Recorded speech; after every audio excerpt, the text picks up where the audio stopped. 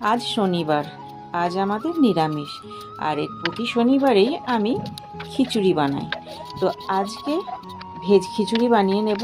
তো সেই জন্য এখানে কিছু আলু বড় বড় করে কেটে নিয়েছি, আর কিছুটা গাজর এরকম ছোট ছোট করে ডুমো করে কেটে নিচ্ছি। ফুলকপিগুলোকে কেটে নিচ্ছি, শীতের এখন নতুন ফুলকপি উঠেছে, ফুলকপিগুলোকেও কেটে নিলাম।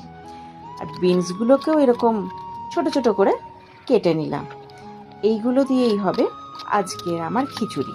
এবার যেহেতু নিরামিষ তাই মুগ ডালের খিচুড়ি হবে। তো এখানে পরিমাণ মতো মুগের ডাল আর কিছুটা গোবিন্দভোগ চাল আমি মেপে নিলাম। এবারে কুকারে খিচুড়িটা করব। তো গ্যাস জ্বালিয়ে কুকারটা বসিয়ে তাতে তেল দিয়ে নিয়েছি। ফুলকপি আলুগুলো হলুদ মাখিয়ে নুন মাখিয়ে রেখেছি, সেগুলোকে ভেজে নিচ্ছি। একটু লাল লাল করে ভেজে নিচ্ছি।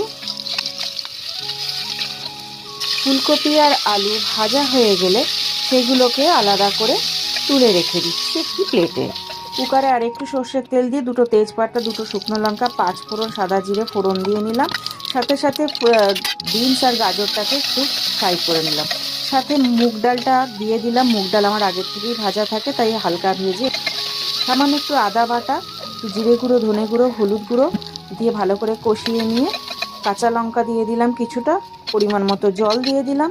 আলুর টুকরোগুলো বড় থাকার জন্য আগেই দিয়ে দিলাম। কিছুটা কাঁচা লঙ্কা আরও চিড়ে দিয়ে দিলাম, আপনাদের টেস্ট মতো দেবেন। পরিমাণ মতো নুন দিয়ে ঢাকা দিয়ে সেদ্ধ হতে দিলাম। ডাল যখন প্রায় সেদ্ধ হয়ে আসছে তখন আমি ধুয়ে রাখা চালটা দিয়ে দিলাম। চাল দিয়ে ঢাকনা চাপা দিয়ে ভালো করে চাল আর ডাল সেদ্ধ করে নিলাম।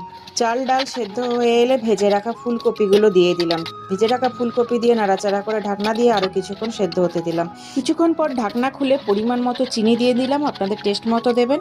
এবারে বড় চামচের 1 চামচ গাওয়া ঘি দিয়ে কিছুক্ষণ নাড়াচাড়া করে ঢাকা দিয়ে রেখে দিলাম কিছুক্ষণ, তারপরে পরিবেশন করে নিলাম।